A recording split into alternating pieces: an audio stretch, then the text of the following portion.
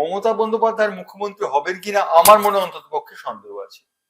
তিনি অভিষেক বন্দ্যোপাধ্যায়কে তত্ত্বতা হাউস ছেড়ে দেবেন কিনা সেটি কিন্তু ভবিষ্যৎ বলবে।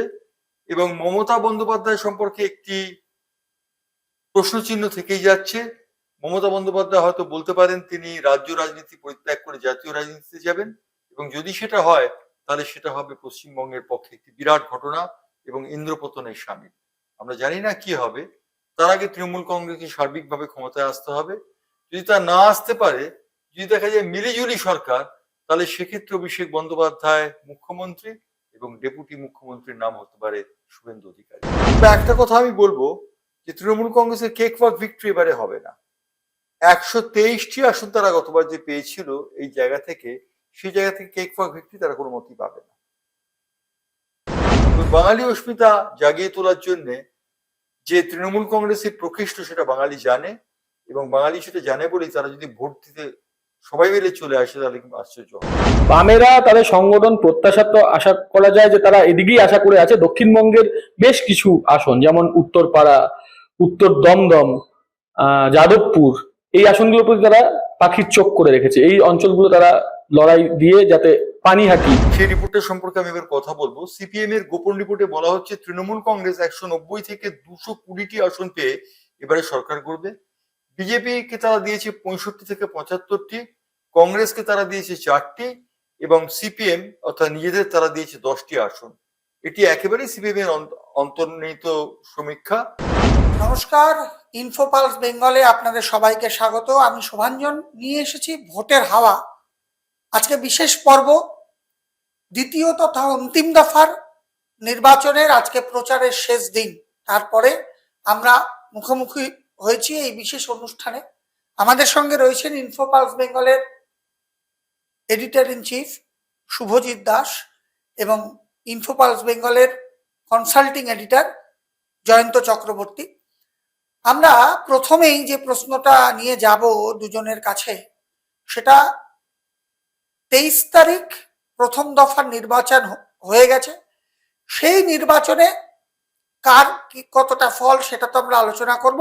তার আগে প্রথম যেটা গুরুত্বপূর্ণ প্রশ্ন, প্রথমে জয়ন্তদার কাছে যাব। জয়ন্তদা, এই প্রথম দফার নির্বাচনে নির্বাচন কমিশনকে আপনি কত নম্বর দেবেন? দেখো, নির্বাচন কমিশনকে যদি নাম্বার দিতে হয় তাহলে আমি বলবো নির্বাচন কমিশন খুব ভালো কাজ করেছে। কিন্তু নির্বাচন কমিশনের যে কেন্দ্রীয় বাহিনী ছিল, সেই বাহিনীর লোকরা মাঝে মাঝে বিজেপিকে ভোট দিতে বলুন বা বিজেপিকে ভোট দিন এরকম কথা বলায় আমি নির্বাচন কমিশনকে পুরো মার্কস দেবো না। আমি নির্বাচন কমিশনকে 10-এর মধ্যে 8 দিব। শুভজিৎ বাবুর কাছে যাব। শুভজিৎ বাবু, কত দেবেন নাম্বার? অন্যান্য বারের তুলনায় যদি আমরা বিবেচনা করি, তাহলে আমার হিসাবেও ওই যেটা জয়ন্তদা বলেন, আমি হয়তো 0.5 বাড়িয়ে দেবো, 8.5 10-এ দেবো নির্বাচন কমিশন। শান্তিপূর্ণ নির্বাচনের জন্য তুলনামূলক অন্যান্য বার আরো অনেক বেশি হিংসা দেখতে পেয়েছি আমি, বিশেষ করে উত্তরবঙ্গের অনেক জায়গায় নানান রকম, বিশেষ মুর্শিদাবাদ ছিল সেই জায়গায়, যদিও বিক্ষিপ্ত কিছু ঘটনা ঘটেছে, তবুও বলবো অনেকটা ভালো কাজ করতে পেরেছে নির্বাচন কমিশন। দেখা যাক দ্বিতীয় দফায় তারা কি করে। এই নির্বাচন কমিশনকে নিয়ে সাধারণ মানুষ থেকে বিরোধী দল প্রত্যেকের কিন্তু একটা প্রশ্ন ছিল যে কতটা ভালো করে নির্বাচন কমিশন প্রথম দফা এবং দ্বিতীয় দফা উতরাবে। সেক্ষেত্রে কিন্তু প্রথম দফায় তারা উতরে গেছে, এটা বলাই যায়। জয়ন্তদা, এই যে প্রথম দফা নির্বাচন হলো, উত্তরবঙ্গ সহ দক্ষিণবঙ্গেরও বেশ কিছু জেলা, পশ্চিমাঞ্চলের পুরোটাই প্রায়, কাকে এগিয়ে রাখবেন? দেখো, হিসেব অনুযায়ী যদি এগিয়ে রাখতে হয় তাহলে গতবারের আমাদের হিসেবটাকে সবার আগে মাথায় রাখতে হবে। গতবার তৃণমূল কংগ্রেস এই জায়গা থেকে 92টি আসন পেয়েছিল, এই 152-এর মধ্যে 92টি আসন পেয়েছিল, এবং বিজেপি পেয়েছিল 59টি আসন। এবারে কিন্তু পরিস্থিতি খানিকটা বদল হয়েছে। বলতে পারা যায় যে বিজেপির অনুকূলে খানিকটা গেছে। তবে আমার হিসেবে যদি হয় তাহলে বিজেপি 75-এর বেশি আসন পাবে না, এবং তৃণমূল 65-র মতো আসন পেতে পারে। শুভজিৎ বাবু, এই যে প্রথম দফার নির্বাচনে বাম এবং কংগ্রেস, তাদের কি আসন বাড়বে? শূন্য থেকে তারা আসনে আসবে? আমার ধারণা আসবে, কারণ কংগ্রেস, অবশ্যই কংগ্রেসের শক্তি উত্তরবঙ্গের ভোট হয়ে গেছে। এর পরের যে দফাটা আছে সেই দফায় মূলত দক্ষিণবঙ্গে ভোট, তো সেই জায়গায় কংগ্রেসের সেরকম একটা ভালো করার আশা নেই। কংগ্রেস যদি সিট পেয়ে থাকে সেটা পাবে প্রথম দফাতেই, এবং এক্সপেক্টেড তারা 6টা থেকে 7টা সিট উত্তরবঙ্গে পেতে পারে, যা আশঙ্কা করা যাচ্ছে। আর বামেরাও সম্ভবত যেমন ডোমকলের মতো আসন মুর্শিদাবাদের, এরকম 1-2টো আসন তারা খাতা খুলে থাকতে পারে। এরপরে আমরা 29 তারিখ সব থেকে গুরুত্বপূর্ণ যে আসনগুলো আছে, এবং কলকাতা, উত্তর দক্ষিণ 24 পরগনা, হাওড়া, হুগলি, নদিয়া, পূর্ব বর্ধমান, কলকাতা লাগোয়া জেলা, এই যে জেলাগুলোর ভোট, জয়ন্তদা, প্রশ্নটা খুব গুরুত্বপূর্ণ, সাধারণ মানুষের মনেও প্রশ্ন, সবাই জানতে চায় এই যে দ্বিতীয় দফা নির্বাচনে তৃণমূল কংগ্রেস তাদের কিন্তু গড়, এখানে কিন্তু বেশিরভাগ জেলাতেই তৃণমূল কংগ্রেস ভালো ফল করেছিল, নদিয়া ছাড়া। সেক্ষেত্রে কি এবারও তৃণমূল কংগ্রেস তাদের জয়ের ধারা দেখো, এবারে আমরা একবার 2021 সালের দিকে তাকিয়ে দেখি। 2021 সালে যদি দেখি তাকিয়ে, তাহলে দেখবো যে 123টি আসন পেয়েছিল তৃণমূল কংগ্রেস, 1টি আসন পেয়েছিল আইএসএফ, এবং বাকি 18টি আসন পেয়েছিল বিজেপি। অর্থাৎ 123 এবং 18, অর্থাৎ নো ম্যাচ। এবারে কিন্তু নো ম্যাচ হওয়ার সম্ভাবনা কম।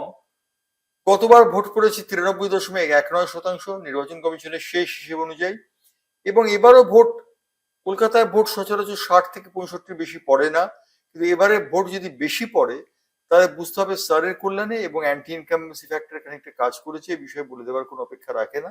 তবে একটা কথা আমি বলবো যে তৃণমূল কংগ্রেসের কেক ওয়াক ভিক্টরি এবারে হবে না। 123টি আসন তারা গতবার যে পেয়েছিল এই জায়গা থেকে, সেই জায়গা থেকে কেক ওয়াক ভিক্টরি তারা কোনো মতেই পাবে না। শুভজিৎ বাবু, এই দ্বিতীয় দফার নির্বাচনে আমরা যদি দেখি, বেশিরভাগ ক্ষেত্রেই তৃণমূল তো জিতেছিল, এবং বাম এবং আইএসএফ তথা কংগ্রেস তারা কিছুই পায়নি, একেবারেই মানে শূন্যের দিকে। এবছর কি এই যে দ্বিতীয় দফা নির্বাচনে কি একটা আশা করা যেতে পারে? বামেরা তাদের সংগঠন প্রত্যাশা তো আশা করা যায় যে তারা এদিকেই আশা করে আছে। দক্ষিণবঙ্গের বেশ কিছু আসন, যেমন উত্তরপাড়া, উত্তর দমদম, যাদবপুর, এই আসনগুলোর প্রতি তারা পাখির চোখ করে রেখেছে। এই অঞ্চলগুলো তারা লড়াই দিয়ে যাতে পানিহাটি এরকম কিছু হয়। কিন্তু আহ, লড়াইটা কিন্তু খুব যে সহজ হবে তা কিন্তু নয়। প্রত্যেকটা জায়গাতেই ওই একটা ব্যাপার, যেটা জয়ন্তদা একটু আগে বললেন, এবছর ভোট পার্সেন্টেজ কিন্তু ভাবাচ্ছে কেন এত ভোট পার্সেন্টেজ বাড়লো। মানে 92% ভোট প্রথম দফায় আমরা দেখতে পেরেছি। পশ্চিমবঙ্গ সাধারণত এত ভোট হয় না, যদিও তার পিছনে এসআইয়ের একটা বড় ভূমিকা আছে। এবং আমার ধারণা মানুষ হয়তো ভীত যে যদি এবছর ভোটটা না দেওয়া হয় হয়তো পরের বছর তার নাম থাকবে না, এই ভয়েও তার মধ্যে কাজ করে থাকতে পারে। তাতে হয়তো ভোট দেওয়ার একটা প্রবণতা বাড়তে পারে মানুষের মধ্যে, সেটার হয়তো এফেক্ট আমরা দেখতে পেরেছি প্রথম দফা। যদি সেটা হয় তাহলে কিন্তু মানুষ বেশি রায় দিচ্ছে, এবং সেই রায়ে সবচেয়ে বড় কথা, দক্ষিণবঙ্গের একটা বড় অংশ জুড়ে সংখ্যালঘু ভোট আছে। সেটা দক্ষিণ 24 পরগনা, উত্তর 24 পরগনা, একটা বড় জায়গা জুড়ে, এমনকি হাওড়া। তো সেই সমস্ত জায়গায় যদি সংখ্যালঘু ভোটের ফলাফল কি দাঁড়াবে, মানে পুরোটাই যেমন গতবার বেশিরভাগটাই এখানে তৃণমূল পেয়েছিল, সেইটা যদি তৃণমূল এবার পায় তাহলে যেটা তাদের আগের বারও ছিল সেই 123, তারা সেই জায়গাটা আবার পৌঁছে যাবে। কিন্তু বোঝা যাচ্ছে যা আমরা এই ভোটের হাওয়ায় যা আলোচনা করছি, হাওয়া কিন্তু তা বলছে না। মনে হচ্ছে তৃণমূল হয়তো পুরোপুরি সংখ্যালঘু ভোটটা ধরে রাখতে পারবে না। সেই ভোটটা এখন ভাগ হয়ে কোন দিকে যায়, এবং বিশেষ করে বাম, কংগ্রেসের সেরকম একটা প্রভাব পড়বে না এই অঞ্চলে, বা আইএসএফ তাদের কতটা সাংগঠনিক শক্তি দেখিয়ে তারা তাদের ভোট বাড়িয়ে নিতে পারে, সেটার উপরে ডিপেন্ড করছে বিজেপিরও ফলটা কিভাবে দাঁড়াবে। কেন এমন দেখা যাবে কিছু কিছু সিট এরকম হবে যে বাম আইএসএফ তাদের ভোট যদি তারা ধরে রাখতে পারে, তাহলে কিন্তু বিজেপির সঙ্গে বিরোধী ভোট একটা জব্বর টক্কর দেখা দেবে, কিন্তু বামের সঙ্গে বিজেপির বা আইএসএফ এর সঙ্গে বিজেপির এই জায়গাটা তৈরি হবে। সেখান থেকে কিন্তু তৃণমূলের কিছুটা লাভ হয়ে যাওয়ার আশঙ্কা। আবার এটা দেখা যেতে পারে যদি সংখ্যালঘু ভোটটা ভাগাভাগি হয়, তাহলে কিন্তু হিন্দু ভোট পেয়ে বিজেপি সেখানটায় বেরিয়ে যাওয়ার সুযোগটা তাদের কাছে বেশি থাকবে। এখন বলা মুশকিল ভোট এবার কিসের ভিত্তিতে হচ্ছে। যদি পুরোটাই ধর্মীয় মেরুকরণের উপরে ভোট হয় তাহলে কিন্তু বিজেপির জন্য সেটা ভালো দিক বলে মনে করা হচ্ছে। আর যদি ভোটটা শুধু ধর্মীয় মেরুকরণ ছাড়া যদি উন্নয়ন, দুর্নীতি এগুলোর উপরে হয়, তাহলে কিন্তু বলা মুশকিল কি হবে, কার দিকে কোন দিকে পাল্লা ভারী হবে। কিন্তু এটা বলা যায় তৃণমূলের জন্য ক্ষতি হবে, এটা বলা মুশকিল। শোভাঞ্জন, সিপিএম এর একটা অত্যন্ত গোপন রিপোর্ট, যেটা সমীক্ষার রিপোর্ট আমাদের হাতে এসে পৌঁছেছে, সেই রিপোর্টটা সম্পর্কে আমি এবার কথা বলবো। সিপিএম এর গোপন রিপোর্টে বলা হচ্ছে তৃণমূল কংগ্রেস 190 থেকে 220টি আসন পেয়ে এবারে সরকার করবে। বিজেপি কে তারা দিয়েছে 65 থেকে 75টি, কংগ্রেসকে তারা দিয়েছে 4টি, এবং সিপিএম অর্থাৎ নিজেদের তারা দিয়েছে 10টি আসন। এটি একেবারেই সিপিএম এর অন্তর্নিহিত সমীক্ষা। বিজেপির ঠিক এরভাবে একটি ইন্টারনাল সমীক্ষা করেছে, বিজেপি সেই সমীক্ষাও আমাদের হাতে এসছে। বিজেপি সেই সমীক্ষায় কিন্তু প্রথম দফায় বলেছে তারা 75টি আসন পাবে, যে কথা আমরাও বলেছি 75টি আসন পাবে। কিন্তু একটা উল্লেখযোগ্য বিষয়, এবারে কিন্তু 2321 কোম্পানি কেন্দ্রীয় বাহিনী নামানো হয়েছে। এই যে কেন্দ্রীয় বাহিনী তারা কি ভূমিকা নেবে তার উপর অনেকখানি নির্ভর করছে। এই 2321 কোম্পানি যে কেন্দ্রীয় বাহিনী নামানো হয়েছে, এর মধ্যে সব থেকে বেশি কেন্দ্রীয় বাহিনী রয়েছে কলকাতায়, 273 কোম্পানি। এবং এছাড়া যে সমস্ত কোম্পানির হিসেব দেখা যাচ্ছে, তাতে দেখা যাচ্ছে হাওড়ায় 16 কোম্পানি, এবং হাওড়ায় তারা ভালো কোম্পানি দিচ্ছে। এবং সব থেকে বড় কথা, এই যে 321 কোম্পানি রয়েছে, 2321 কোম্পানি, এরা কি ভূমিকা নেবে তার উপর নির্ভর করছে। অর্থাৎ মানুষ ভোট দিতে যাবে, কিন্তু মানুষ কি বাধ্য হয়ে ভোট দেবে? মানুষ এসআইআর এর জন্য ভোট দেবে, না অ্যান্টি ইনকামবেন্সির জন্য ভোট দেবে, নাকি মমতা বন্দ্যোপাধ্যায়কে ক্ষমতায় রাখার জন্য ভোট দেবে, তা কিন্তু আমরা এখনই বলতে পারছি না। 4 তারিখ ফলাফল ঘোষণা হবার পর বলা যাবে। অন্তত এই সংখ্যালঘু ভোট দ্বিতীয় দফা নির্বাচনে দক্ষিণবঙ্গের বেশ কিছুটা জায়গায় সংখ্যালঘু ভোট কতটা প্রভাব ফেলতে পারে এই নির্বাচনে দ্বিতীয় দফা? দেখো, সংখ্যালঘু ভোট একটা প্রভাব ফেলবে সে বিষয়ে বলে দেবার কোনো কম অপেক্ষা রাখে না। তবে আমি নিজে 77 নম্বর ওয়ার্ডে বারবার গেছি, সেখানে সংখ্যালঘু ভোটাররা কিন্তু নন কমিটাল। ভবানীপুরের 77 নম্বর ওয়ার্ড, যেখানে মমতা বন্দ্যোপাধ্যায় এবং শুভেন্দু অধিকারী লড়ছেন, এবং সেই জায়গায় 77 নম্বর ওয়ার্ডের মুসলিম বা সংখ্যালঘু ভোটাররা নন কমিটাল। বিজেপি একটা বাঙালি অস্মিতার বিরুদ্ধে কাজ করছে। তারা হিন্দু ভোটকে সংহত করার জন্য চেষ্টা করেছে, এবং বাঙালিদের অস্মিতাকে জাগিয়ে তোলার জন্য তারা এমন এমন কথা বলেছে, যেমন যোগী আদিত্যনাথ বলেছেন যে বিবেকানন্দ বলেছিলেন যে তোমরা আমাকে রক্ত দাও, আমি তোমাদের স্বাধীনতা দেবো। আসলে বিবেকানন্দ কোনোদিনই বলেননি। রবীন্দ্রনাথ সম্পর্কে তারা রবীন্দ্রনাথ সান্যাল কথার উল্লেখ করেছেন, রবীন্দ্রনাথ ঠাকুর না বলে রবীন্দ্রনাথ সান্যাল বলেছেন অমিত শাহ। এবং তৃতীয় কথা যেটা বলেছেন সেটা হচ্ছে যে বাঙালি অস্মিতাকে জাগিয়ে তোলার জন্য ভুল করে তারা একটি কথা বলেছেন, যে কথাটি কোনো মতেই সমীচীন ছিল না।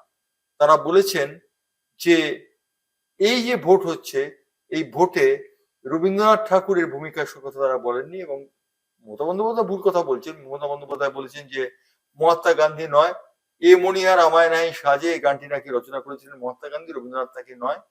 এই কথাগুলো বলার পেছনে কোনো উদ্দেশ্য আছে কি না তা আমরা বলতে পারি না। তবে বাঙালি অস্মিতা জাগিয়ে তোলার জন্য যে তৃণমূল কংগ্রেসের প্রকৃষ্ট সেটা বাঙালি জানে, এবং বাঙালি সেটা জানে বলেই তারা যদি ভোট দিতে সবাই মিলে চলে আসে, তাহলে কিন্তু আশ্চর্য হব না। এই বাঙালি অস্মিতার কথায় আসি শুভজিৎ বাবু, এই বিজেপি তৃণমূল এই যে একটা লড়াই বাঙালি অস্মিতা নিয়ে, তার মধ্যে সিপিএম, কংগ্রেস এবং আইএসএফ, এই জায়গাটায় দাঁড়িয়ে এই দ্বিতীয় দফা নির্বাচনে বাঙালিদের ক্ষেত্রে বা বাঙালি ভোটারদের ক্ষেত্রে কি একটা ভূমিকা নেবে? মানে বিজেপির এই বাঙালি বিরোধিতা, যেটা অন্যান্য রাজ্যে দেখা যায় বিভিন্ন ক্ষেত্রে পরিযায়ী শ্রমিকদের উপর আক্রমণ, সেটার কি প্রভাব পড়তে পারে? এটার একটা বিশেষত্ব দেখা দেবে, কারণ কি এটা নিয়ে কিছুদিন আগে তৃণমূলের পক্ষ থেকে, বিশেষ করে তৃণমূলের পক্ষ থেকে একটা প্রচার চালানো হয় যে বিজেপি বাঙালি বিরোধী, তারা মাছ খাওয়া বন্ধ করে দেবে সরকারে আসলে, এই এমন কিছু কথা উঠে আসে। তার ব্যাকআপ দেওয়ার জন্য বিজেপির রাজ্য সভাপতি শ্রমিক ভট্টাচার্যকেও বলতে শোনা যায় যে আমরা জিতলে 6 তারিখ সবাইকে, তৃণমূলেরও যারা কার্যকর্তা তাদেরকেও ডেকে প্রত্যেকটা জেলায় জেলায় মহকুমা অফিসে আমরা মাছ ভাত খাওয়াবো, এবং মুখ্যমন্ত্রীর বাড়িতে চুনো মাছ পাঠাবো, ছোট যে চুনো মাছ ভালো দেখে পাঠাবো। এটা বলে তারা বোঝাতে চেয়েছে যে আমরা মোটেও বাঙালি, মাছে ভাতে বাঙালি, তো বাঙালির বিরোধিতা তারা মানে এটা কিন্তু একটা ব্যালেন্স করার খেলা চলছে। এবং তৃণমূলও বারবার এটা প্রমাণ করার চেষ্টা করছে যে বিজেপি বাঙালি বিরোধী, বিজেপি অবাঙালি ভোটে তারা জিততে চায়, এবং আসলে তারা কিন্তু বাঙালিদের প্রতি একটা অবিচার করবে, এটা বাংলার জন্য ঠিক না। এটাও তৃণমূলের একটা ভোটের ট্যাকটিক্স আমি বলবো। মানে শাসক দল তারা যেমন অনেকগুলো ট্যাকটিক্স নিয়ে লড়ছে, যেমন সংখ্যালঘু ভোট যেমন তাদের কাছে একটা প্রথম, দ্বিতীয় তারা উন্নয়নের কথা বলছে যে আমরা এত উন্নয়ন করেছি, রূপশ্রী, যুবশ্রী, যুবসাথী, নানান রকম উন্নয়নের কথা তারা তুলে ধরছে। ঠিক সেরকম ভাবেই তারা এই কথাটা বলেও যে বিজেপি ভোটটাকে ভাগ করা, আসলে ভোট মেরুকরণ করা, এটাই হলো মূল বিষয়। এটাই আমাদের পশ্চিমবাংলার সবচেয়ে বড়, যেটা আমরা দেখেছি 21-এও, যে ভোট মেরুকরণের মাধ্যমে কিন্তু হয়েছে। 24-এও লোকসভা ভোটে সেটাই দেখা গেছে, ভোটটা সম্পূর্ণ মেরুকরণের মাধ্যমে ঘটেছে। এটাই এখন বোঝা মুশকিল হয়ে যাচ্ছে যে মানুষ কি বারবার এই মেরুকরণের দিকেই হাঁটবে, নাকি মানুষ তার প্রকৃত যাকে আনলে রাজ্যের ভালো হবে বা যে ছিল তার দ্বারাই রাজ্যের আরো উন্নতি হতে পারে, এই সমস্ত ভাবনা চিন্তা করে মানুষ প্রকৃত তাদের নিজস্ব মত মতামতকে প্রকাশ করার জন্য ভোট দেবে কি দিতে পারবে। যেটা আরেকটু আগে বললেন যে জয়ন্তদা, যে এত কোম্পানি কেন্দ্রীয় বাহিনী আছে, শুধু তাই নয়, আমি এটাও বলি এর সঙ্গে যুক্ত করি, 16,000 কেন্দ্রীয় সরকারি কর্মচারী। সাধারণত আমরা দেখি রাজ্য সরকারের কর্মচারী ভোট গ্রহণ কাজে থাকে, এক্ষেত্রে 16,000, বিশেষ করে দ্বিতীয় দফায় 16,000 কেন্দ্রীয় কর্মচারী যারা উত্তরবঙ্গের, তাদেরকে এখানে কাজে লাগানো হচ্ছে। এটার পিছনেও কিন্তু একটা ইলেকশন কমিশন নিশ্চয়ই একটা পরিকল্পনা করেছে, মনে করেছেন রাজ্য ভোট সরকারি কর্মচারীরা হয়তো সেভাবে ভোটে তারা হয়তো সাবোটাজ করতে পারে, এই ভাবনা ভেবেই হয়তো তারা এই প্রকল্পটা এনেছে। এই সমস্ত কিছু কাজ করবে মানুষ যদি তাদের নিজস্ব ভোট দিতে পারে, এবং তখন তাহলে বোঝার ব্যাপার হবে যে মানুষ কোন দিকে রায় দিল, যেটার জন্য আমাদের 4 তারিখ অব্দি অপেক্ষা করতে হবে।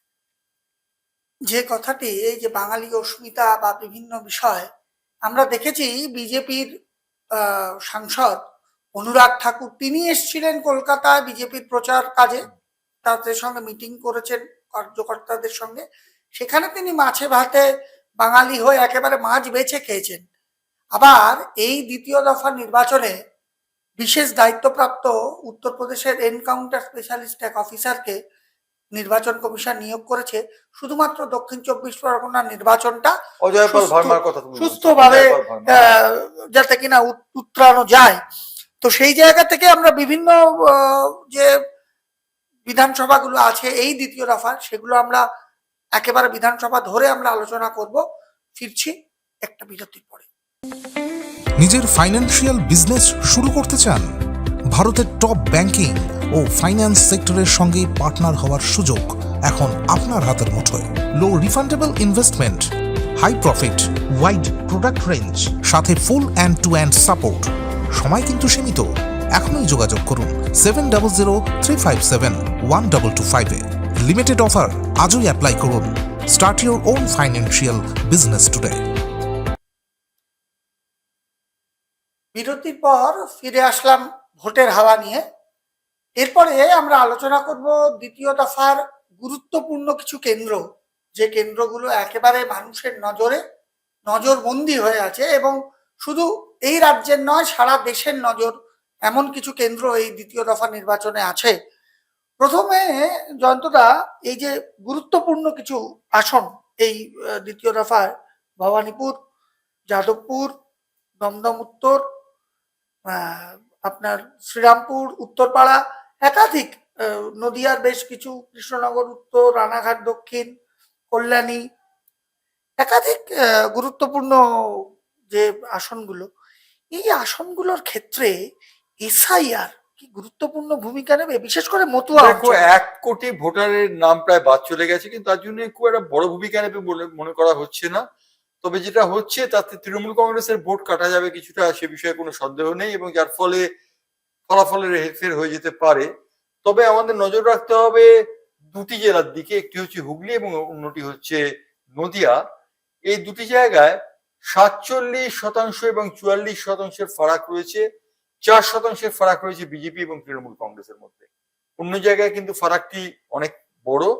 যেমন উত্তর 24 পরগনায় তৃণমূল কংগ্রেসের 54% ভোট ছিল, 34% ভোট ছিল বিজেপির। দক্ষিণ 24 পরগনায় তৃণমূল কংগ্রেসের ভোট ছিল 56%, সেক্ষেত্রে বিজেপির ভোট ছিল 32%। পূর্ব বর্ধমানে তৃণমূল কংগ্রেসের ভোট ছিল 51%, বিজেপির ছিল 37%। মাঝারি মাপের লড়াই হবে হাওড়াতে তৃণমূল কংগ্রেসের ভোট শেয়ার ছিল 52% এবং বিজেপির ছিল 38%। উত্তর 24 পরগনায় তৃণমূল কংগ্রেসের ছিল 50% এবং বিজেপির ছিল 38%। অন্যদিকে নদিয়াতে 47% এবং 43%, 47% ছিল তৃণমূলের এবং 43% ছিল বিজেপির। এবং হুগলিতে 48% ছিল তৃণমূল কংগ্রেসের এবং 44% ছিল বিজেপির। সুতরাং এই 2টি জেলার দিকে আমাদের বেশি নজর দিতে হবে। আর তুমি ব্যক্তিগতভাবে যে কেন্দ্রগুলোর কথা বললে, তাতে কলকাতাটাই সবার আগে আসে, কারণ কলকাতায় সময় সবাই আমাদের সুপরিচিত নাম, এবং প্রত্যেকেই আমাদের নামী তারকাদের বলতে বোঝা যায় প্রতিদ্বন্দ্বিতা করছেন তারা। সেই হিসেবে দেখতে গেলে তৃণমূল কংগ্রেসের পাল্লা এক্ষেত্রে খানিকটা ভারী বলে আমার অন্ততপক্ষে মনে হচ্ছে, যদিও বিজেপি একদম ছেড়ে কথা বলবে এমন কথা মনে করার কোনো কারণ নেই। সুজিত বাবু, এই যে যেটা জয়ন্তদা বললেন, কলকাতার ক্ষেত্রে বিশেষ করে হেভিওয়েট প্রার্থীরা এই কলকাতাতেই আছে, বিশেষ করে তৃণমূলের দক্ষিণ কলকাতা তৃণমূলের গড়, সেই জায়গায় দাঁড়িয়ে এই কলকাতায় তৃণমূল কি এগিয়ে থাকবে? হ্যাঁ, সে তো অবশ্যই বলা যায়। যেমন টালিগঞ্জ, রাসবিহারী, ভবানীপুর, ভবানীপুরে আলাদা রকম একটি মাত্রা যোগ করেছে, কারণ যেহেতু শুভেন্দু অধিকারী এখানে দাঁড়িয়েছে। তো তবুও তৃণমূলের জন্য তো অবশ্যই সেটা একটা সিকিউর সিট। তারপরে যদি আমি চলে যাই কসবা, এই সমস্ত কলকাতার যে সিটগুলো, মানিকতলা, ওদিকে বেলেঘাটা, সব জায়গায় তৃণমূল বেনিফিটেই থাকবে, মানে একটু হলেও এগিয়ে আছে। এবার দেখার বিষয়, যদি মানুষ পুরোটাই সরকারের বিপক্ষে দাঁড়িয়ে ভোট দেয়, ভোট কি হবে। যেমন আমরা কিন্তু এটা ভুললে চলবে না, 2011 সালে কিন্তু 85% ভোট পড়েছিল, ঠিক আছে। এই যাবৎকালে সবচেয়ে বেশি ভোট পড়েছিল 2011 সালে। সে বছর কিন্তু পরিবর্তন এসেছিল, বাম সরকার গিয়ে তৃণমূল সরকার এসেছিল। এবছরও ভোট পড়ছে 92%, যদিও সেটার ফারাকটা বেশিরভাগটাই এসআইআর কিছু নাম বাদ গেছে, তাই ডিনোমিনেটর নিউমারেটর হিসাব যদি আমরা করি তাহলে হয়তো সেই জায়গায় বাড়ছে 6-7%। কিন্তু কাছাকাছি দেখলে ওটা 85-86তেই যাচ্ছে। যদি 92 নাই ধরি, আমি 6-7টা বাদই দিই, তাহলে 85-86তেই যাচ্ছে। তাহলে এবারও বলা যায় না যে কিছু অন্য কিছু ঘটবে কিনা। আবার সবটাই যে পুরোটাই যে তৃণমূল বিপক্ষেও যাবে এটাও বলা যায় না। তৃণমূল কংগ্রেসের যে পুরোটাই বিপক্ষে যাবে তার কোনো মানে নেই, কেন বিজেপিরও কিন্তু মানুষ কিন্তু বিজেপিকে 2016 সালের পরে 21-এর ভোটে বিজেপিকে দেখেছে, এমনকি 19-এর ভোটেও বিজেপিকে সমর্থন করেছে বাংলার মানুষ, এবং 24-এর ভোটেও করেছে। আমরা কিন্তু 24-এই তার কিছুটা নমুনা দেখতে পাই। 24-এ কিন্তু বিজেপি কিছু কিছু জায়গায় নিজের, যেহেতু যদিও লোকসভা ভোটে বিজেপির বেশি পাওয়া উচিত, তবুও কিন্তু বিজেপি নিজের জায়গায় কিছু কিছু জায়গায় তাদের ঘাটতি দেখা দেয়। সেখানে কিন্তু বাম কংগ্রেস কিছুটা হলেও উঠে এসেছিল। এটা যে এইবার 26-এ ঘটবে না, মানে পুরোপুরিভাবে বাম কংগ্রেস থাকবেই না, মানে যেটা আমরা 21-এ দেখেছিলাম যে বিজেপি আর তৃণমূল ভিত্তিক ভোট হয়েছে, সেটা কিন্তু পুরোপুরি বলা যাচ্ছে না। কারণ 24-এর রেজাল্ট দেখলেই দেখা যাবে। জয়ন্তদা এক্ষুনি যে ফারাকগুলো বলছিলেন, ওই ফারাকগুলো 24-এর তুলনায় কিন্তু আবার কিছুটা কিছুটা করে চেঞ্জ হয়েছে। এই চেঞ্জটা কিন্তু 26-এ আরো কতটা হতে চলেছে, মানুষ যে কি ভাবছে, এটা একমাত্র ওই যে বললাম, গণদেবতাই আসল দেবতা, মানে ওনারাই বলতে পারবে যে কি ভাবনা চিন্তা করছে। প্রত্যেকটা সাধারণ মানুষ তারা যখন ভোটের বাক্সে বা ইভিএম এ গিয়ে কোন সুইচটা টিপবেন, এটা সম্পূর্ণ তাদের উপরে। যদিও এবার বলা যায় ভোট কিন্তু এমন একটা জায়গায় নিয়ে দাঁড়াচ্ছে, আমি বলবো তৃণমূল বিজেপি শুধুমাত্র এই দুটো দলের মাধ্যমে থাকবে না। আমার মনে হচ্ছে এবার বিধানসভায় ত্রিশঙ্কু হওয়ার একটা, যেটা আমরা আগের ইয়েতেও বলেছি, যে ত্রিশঙ্কু হওয়ার একটা বড় সম্ভাবনা। অন্তত আরেকটা শক্তি থেকে যাবে, সে বাম কংগ্রেস আইএসএফ সমস্ত মিলিয়ে হলেও একটা শক্তি থেকে যাবে, যাদের কিছু সংখ্যক ভোট বা সিট থাকবে। বন্ধুরা, এই দ্বিতীয় দফা নির্বাচনে বিশেষ করে সংখ্যালঘু অধ্যুষিত কিছু জেলা আছে, জেলার মধ্যে যেখানে সংখ্যালঘু অধ্যুষিত এলাকা, সেই জায়গায় দাঁড়িয়ে সব থেকে যেটা গুরুত্বপূর্ণ সেটা হচ্ছে যে আইএসএফ এই সংখ্যালঘু জায়গায় কি প্রভাব ফেলতে পারবে, যেখানে আইএসএফ দেখো, আইএসএফ ভাঙড়ে তারা একটি আসন পাবে এবং 2 নম্বর আসনটিও তারা পেতে পারে। রাবুল ইসলাম তৃণমূল কংগ্রেস ছেড়ে যিনি আইএসএফ যোগ দিয়েছেন তিনি জিততে পারেন। তবে প্রশ্ন হচ্ছে যে শওকত মোল্লা সহজে আসন ছেড়ে দেবেন না এবং সহজে তিনি পরাজয় বরণ করবেন না। তুমি একটু আগে কলকাতার কথা বলছিলে, কলকাতায় যদি তাকিয়ে দেখো, আমি তাহলে পরিষ্কার ভাবে বলবো কলকাতায় 9-2 হওয়ার সম্ভাবনা রয়েছে। 11টি আসন রয়েছে, সেখানে 9-2 হওয়ার সম্ভাবনা রয়েছে। বিজেপি অন্তত পক্ষে 2টি আসন পেতে পারে কলকাতা থেকে। গতবার তারা খাতা খুলতে পারেনি, এবার তারা অন্তত পক্ষে 2টি আসন পেতে পারে বলে কলকাতা থেকে অনুমান করা হচ্ছে। এরপরে আসে হাওড়া, হাওড়ায় 16টি আসন রয়েছে। হাওড়ায় 16টি আসনের মধ্যে আমার হিসেব অনুযায়ী তৃণমূল কংগ্রেস 14টি আসন পেতে পারে এবং বিজেপি পেতে পারে 2টি আসন, এটি আমার অভিমত। অন্যদিকে হুগলিতে 18টি আসন রয়েছে। 18টি আসনের মধ্যে তৃণমূল কংগ্রেস পাবে 6টি আসন এবং বাকিগুলি যাবে বিজেপির কবলে, অর্থাৎ বিজেপি 12টি আসন পেতে পারে বলে মনে করা হচ্ছে। কংগ্রেস এবং সিপিএম কে আমি ধরছি না এর মধ্যে, কারণ এই আলোচনায় কংগ্রেস এবং সিপিএম আসছে না।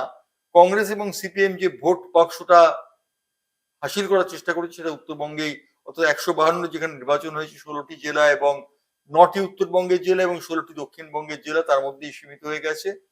এবং আমরা যদি দেখি দক্ষিণ 24 পরগনা 31টি আসন রয়েছে। দক্ষিণ 24 পরগনা 31টি আসনের মধ্যে তৃণমূল কংগ্রেসের পাওয়ার সম্ভাবনা রয়েছে প্রায় 22টি আসন এবং বাকি আসনগুলি বিজেপি পেতে পারে বলে মনে করা হচ্ছে। উত্তর 24 পরগনায় যেমন রয়েছে 33টি আসন, তেমন দক্ষিণ 24 পরগনায় রয়েছে 31টি আসন। তুমি একটু আগেই বললে যে একজন এনকাউন্টার স্পেশালিস্টকে দক্ষিণ 24 পরগনায় দায়িত্ব দেওয়া হয়েছে, অজয় পাল ভার্মা তার নাম। তিনি দীর্ঘ সময় ধরে এনকাউন্টার স্পেশালিস্ট হিসেবে কাজ করে এসেছেন, তিনি উত্তরপ্রদেশ শাসন করেন। এই অবস্থায় তাকে নিয়ে আসা হয়েছে, কিন্তু তার দ্বারা খুব একটা কাজ হবে বলে মনে হচ্ছে না। দক্ষিণ 24 পরগনায় তৃণমূল কংগ্রেস 27টি আসন পেতে পারে বলে আমার ধারণা। 31টি আসনের মধ্যে 27টি আসন তৃণমূল কংগ্রেস পেয়ে যেতে পারে। এবং উত্তর বর্ধমানে যদি দেখি যে পূর্ব বর্ধমানে যেটা রয়েছে, নদিয়াতে 17টি আসন রয়েছে, 17টি আসনে কিন্তু হাড্ডাহাড্ডি লড়াই হবে এবং 17টি আসনের মধ্যে বেশিরভাগ আসন কিন্তু তৃণমূল কংগ্রেসের হাতছাড়া হয়ে যাওয়ার সম্ভাবনা। এবং সেক্ষেত্রে বিজেপি 17টি আসনের মধ্যে 13টি আসন পেতে পারে বলে আমার ধারণা।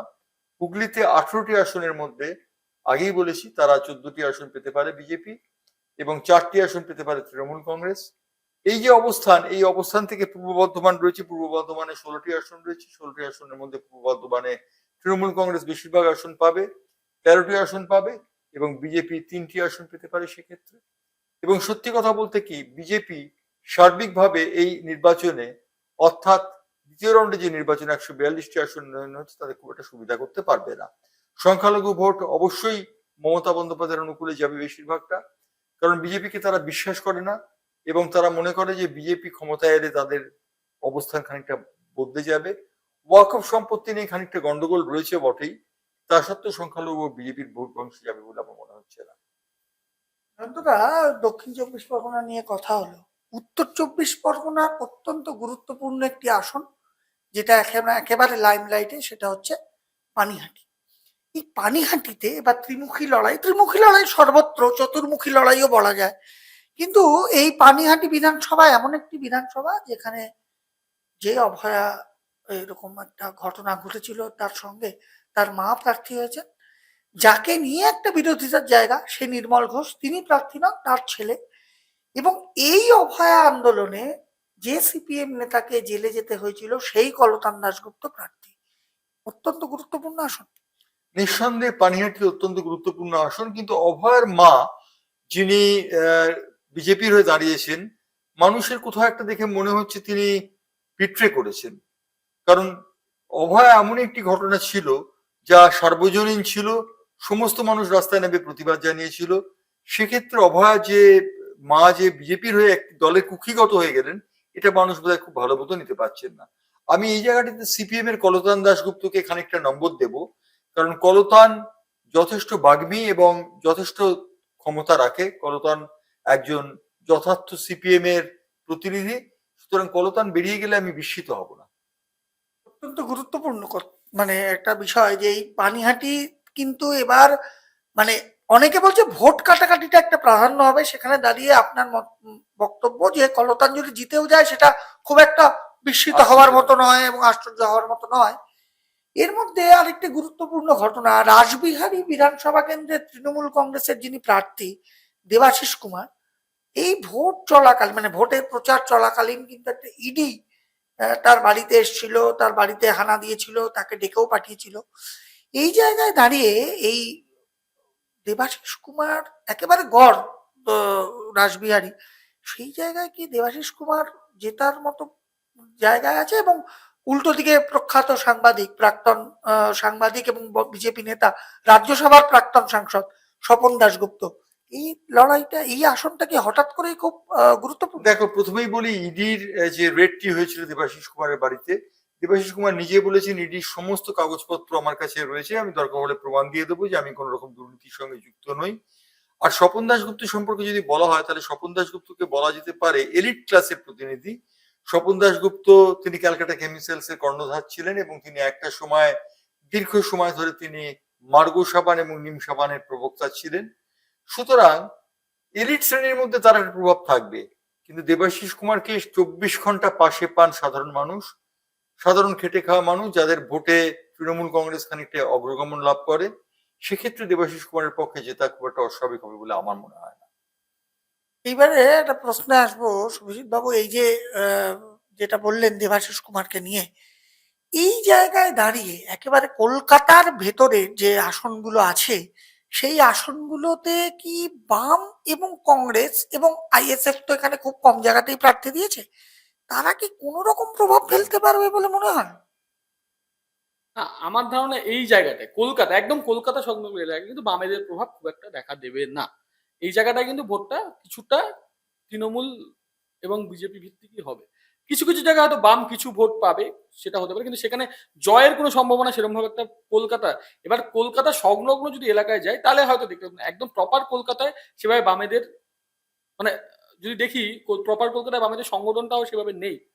গ্রামাঞ্চলে যদিও দেখা যায় কিছু কিছু জায়গায় সামান্য কিছু আছে, কিন্তু একদম প্রপার কলকাতায় জেতার মতো অবস্থায় কোনো প্রার্থী বামেদের প্রার্থীকে যদি আমি ধরি এক একটা করে, বড় সেরম প্রার্থী বা বড় কোনো মুখই নেই।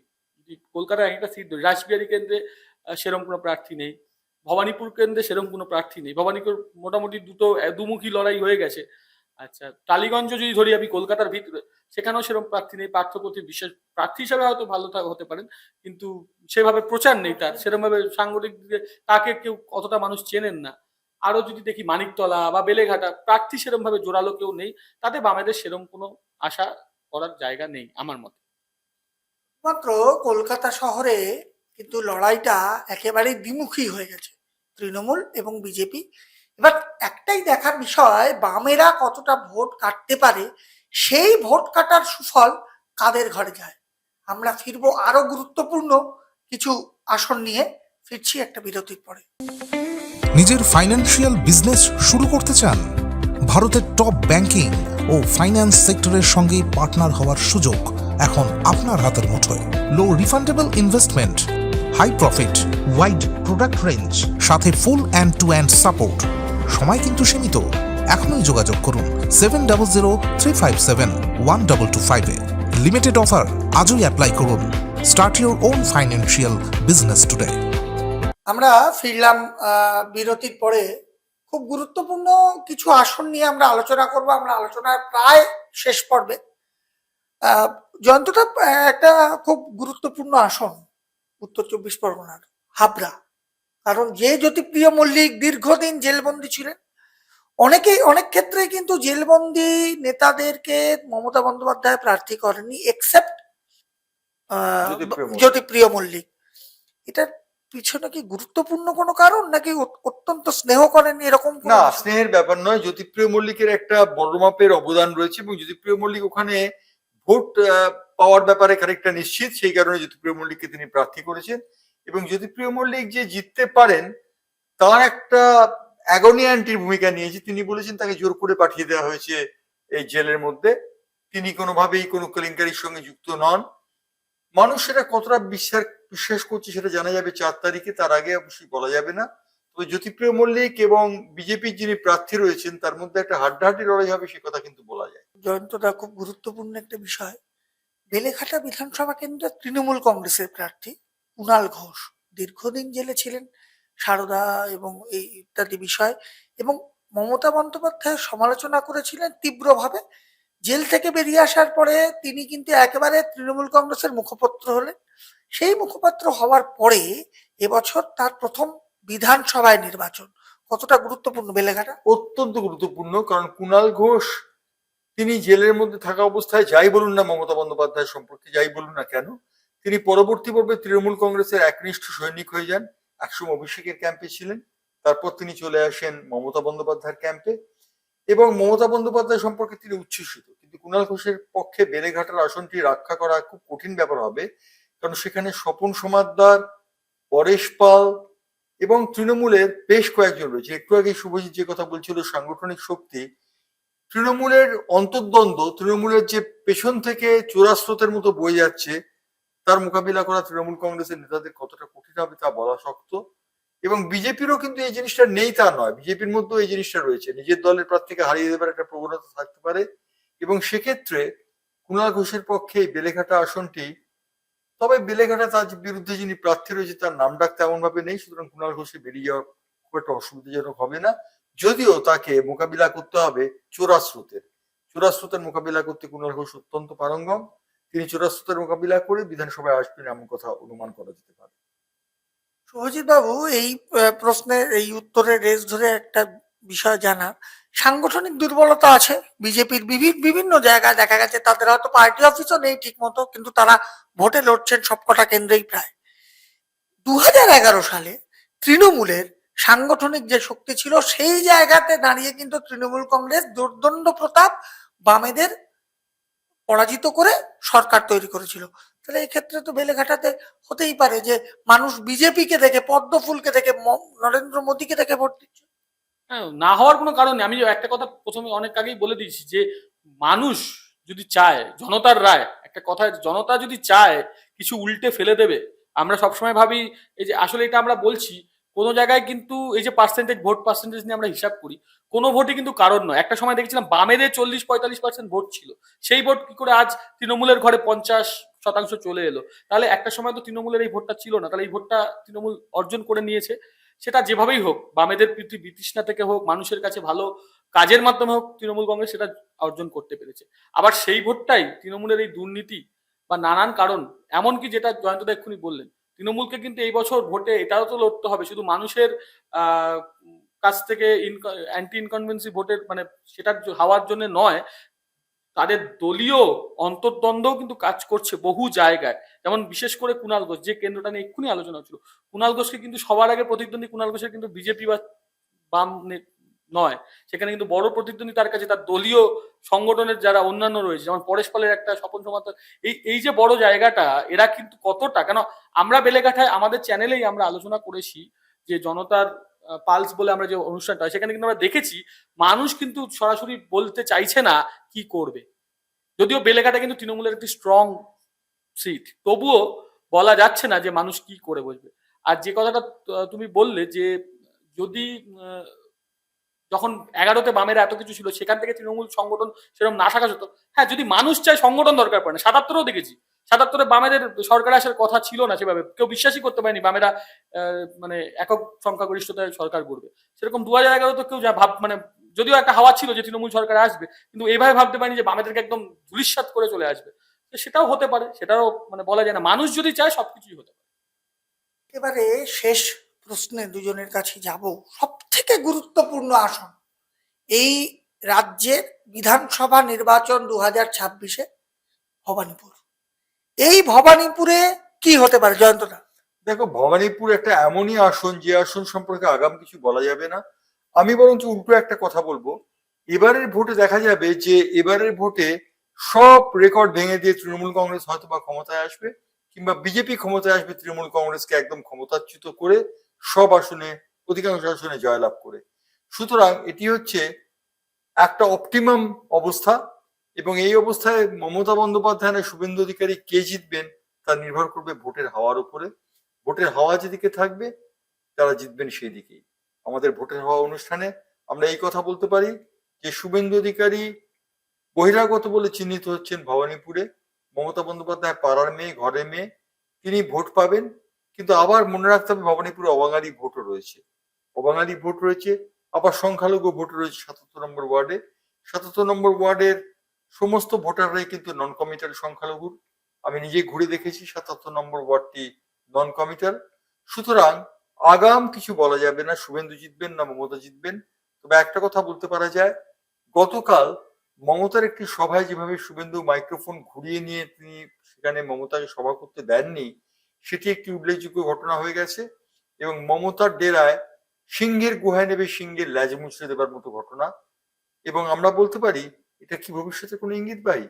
আমরা সেদিকেই চোখ রাখবো 4 তারিখে যখন ইভিএম এর বাক্সে হিসেব নিকেশ হবে।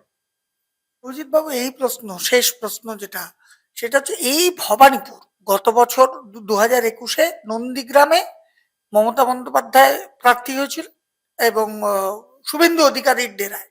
এবার শুভেন্দু অধিকারী মমতার জায়গায় ভবানীপুরে প্রার্থী, এবং অত্যন্ত গুরুত্বপূর্ণ এই আসনে কাকে এগিয়ে রাখবে? এখানে এগিয়ে রাখা খুবই মুশকিল, এটা বলতে গেলে কাটে কাটাক্টার যা বলে সেটাই হবে। কিন্তু একটা দিকে আমি এটা বলবো, দেখুন শুভেন্দু অধিকারী মমতা ব্যানার্জির ডুয়েল একবার আমরা দেখেছি নন্দীগ্রামে। সেখানে কিন্তু শুভেন্দু, যদিও তা নিয়ে তৃণমূলের অনেক বিক্ষোভ আছে, তারা বলেছে সেখানে কারচুপি হয়েছে, নানান রকম অভিযোগ তারা এনেছেন। দেখুন শেষমেশ ইলেকশন কমিশন যাকে সার্টিফিকেট ধরিয়েছে তাকেই আমরা জয়ী বলে মানছি, এবং সেখান থেকে জিতেই সে আজকে বিরোধী দলনেতা। তা সেই জায়গায় দাঁড়িয়ে শুভেন্দু কিন্তু 1-0 মমতার থেকে এগিয়ে আছে। সেই দিদিকে। আবার শুভেন্দু দাঁড়িয়েছে এবার ভবানীপুরে মমতা ব্যানার্জি নিজের গড়ে এসে। একটা বড় বিষয় আলোচনা যে আমরা করছি আজকে, এক তো বিরোধী দলনেতা, আরেকজন রাজ্যের মুখ্যমন্ত্রী, ঠিক আছে? এবং এই ভবানীপুর অঞ্চলটা কিন্তু দীর্ঘদিন ধরে কংগ্রেসই এবং তারপরে তৃণমূল কংগ্রেস, মানে এর কিন্তু বাম জমানাতেও এটি কংগ্রেসি অঞ্চলই ছিল। তাহলে মমতা ব্যানার্জির এখানে জয় কোনো মানে প্রশ্ন হওয়াই উচিত নয়। সেখানে দাঁড়িয়ে শুভেন্দু যখন চিন্তায় ফেলে দিয়েছে রাজ্যের মুখ্যমন্ত্রীকে, তাহলে এই জায়গায় কিন্তু শুভেন্দু কিছুটা হলে এগিয়ে গেছে। ভোটের ফল কি হবে তা জানা নেই, কিন্তু এই জায়গায় কিন্তু শুভেন্দু একটা বাজি মারে। একটু আগে জয়ন্তদা বললেন যে সিংহের ডেরায় এসে সিংহের ল্যাচ মুছড়ে দেওয়া, এটার ক্ষমতা কিন্তু শুভেন্দু অধিকারী দেখিয়ে ফেলেছেন। মানে এটা কিন্তু সাধারণত একজন রাজ্যের মুখ্যমন্ত্রী এখনো এই মুহূর্তে যতক্ষণ না রেজাল্ট বেরোচ্ছে ততক্ষণ অব্দি উনি মুখ্যমন্ত্রী, তো সেই জায়গায় দাঁড়িয়ে এটা কিন্তু সাহসের ব্যাপার এবং এটা করতে পেরেছে। এবং আমরা বিগত দিনেও দেখেছি বেশ শেষ ভোটগুলোতে ভবানীপুরে কিন্তু হিসেবটা অত সহজ হচ্ছে না তৃণমূলের জন্য। বিজেপি ভোট বেড়েছে, বিজেপি কিন্তু বেশ কয়েকটা ওয়ার্ডে জিতেছিল তৃণমূলের থেকে এবং 7টার মধ্যে 5টাতে। তো এটা কিন্তু একটা চিন্তায় ফেলা মমতা ব্যানার্জিকে ফেলছে এবং আমার মনে হয় মমতা ব্যানার্জি চিন্তিত আছে। শেষ কথা যেটা বলবো, এই বিধানসভা কেন্দ্রে যে জিতবে সেই কিন্তু রাজ্যের মুখ্যমন্ত্রী হবে, এটা কিন্তু নিশ্চিত। সব থেকে গুরুত্বপূর্ণ বিষয়, ভবানীপুর যার, নবান্ন বা রাইটার্স তার, এটা আমরা বলতে পারি। আজকে একেবারে শেষ দফায় নির্বাচনের প্রচারের শেষ দিন, 2 ঘন্টা সুভাঞ্জন, আমি একটা সংযোজন করব, সেটা হচ্ছে যে মমতা বন্দ্যোপাধ্যায়ের মুখ্যমন্ত্রী হবেন কিনা আমার মনে অন্তত পক্ষে সন্দেহ আছে। তিনি অভিষেক বন্দ্যোপাধ্যায়কে তথ্যতা হাউস ছেড়ে দেবেন কিনা সেটি কিন্তু ভবিষ্যৎ বলবে। এবং মমতা বন্দ্যোপাধ্যায় সম্পর্কে একটি প্রশ্নচিহ্ন থেকেই যাচ্ছে। মমতা বন্দ্যোপাধ্যায় হয়তো বলতে পারেন তিনি রাজ্য রাজনীতি পরিত্যাগ করে জাতীয় রাজনীতিতে যাবেন, এবং যদি সেটা হয় তাহলে সেটা হবে পশ্চিমবঙ্গের পক্ষে একটি বিরাট ঘটনা এবং ইন্দ্রপতনের সামিল। আমরা জানি না কি হবে, তার আগে তৃণমূল কংগ্রেসকে সার্বিকভাবে ক্ষমতায় আসতে হবে। যদি তা না আসতে পারে, যদি দেখা যায় মিলিজুলি সরকার, তাহলে সেক্ষেত্রে অভিষেক বন্দ্যোপাধ্যায় মুখ্যমন্ত্রী এবং ডেপুটি মুখ্যমন্ত্রীর নাম হতে পারে শুভেন্দু অধিকারী। এটা আমার নিজস্ব ব্যক্তিগত এবং একান্তভাবে ব্যক্তিগত অভিমত। একেবারে ব্যক্তিগত যে তথ্যটা জয়ন্তদা দিলেন, তাতে শুধু রাজ্য রাজনীতি কেন, দেশের রাজনীতিও নড়ে যেতে পারে। মুখ্যমন্ত্রী থাকাকালীন নিজের মুখ্যমন্ত্রিত্ব ছেড়ে দিয়ে অন্য একজনকে দায়িত্ব দেওয়ার নজির একসময় এই রাজ্যের প্রাক্তন মুখ্যমন্ত্রী বর্ষিয়ান সিপিআইএম নেতা জ্যোতি বসু দেখিয়েছিলেন, তার উত্তরসূরি বুদ্ধদেব ভট্টাচার্যের কাঁধে দায়িত্ব ছেড়ে দিয়ে। মুখ্যমন্ত্রী হিসেবে মমতা বন্দ্যোপাধ্যায় চতুর্থবার হবেন নাকি তিনি ছেড়ে দেবেন অন্য কাউকে, তৃণমূলের বিশ্বস্ত কাউকে, হতে পারে তার নাম অভিষেক বন্দ্যোপাধ্যায়, হতে পারে অন্য কেউ, সেটাই কিন্তু এখন দেখার। তার আগে দেখার 29শে এপ্রিল শেষ দফা নির্বাচনে নির্বাচন কমিশন চালিয়ে খেলতে পারবে কিনা, যেটা আমরা 23 তারিখ দেখেছি। সেক্ষেত্রে নির্বাচন কমিশনকে কিন্তু আমাদের দুজনই, যারা আজকে বিশেষজ্ঞ আছেন আমাদের সঙ্গে, তারা দুজনেই কিন্তু 8 সাড়ে 8 দিয়েছেন। এবার একেবারে শেষ দফায় কতটা নির্বাচন কমিশন খোলা হাতে খেলবে তার দিকে তাকিয়ে দক্ষিণবঙ্গ সহ সারা রাজ্যের মানুষ। আমরা আবার ফিরবো অন্য কোনো অনুষ্ঠানে, দেখতে থাকুন ইনফোপালস বেঙ্গল। আপনাদের দুজনকেই অনেক অনেক ধন্যবাদ এই অনুষ্ঠানের জন্য। নমস্কার, ভালো থাকবেন।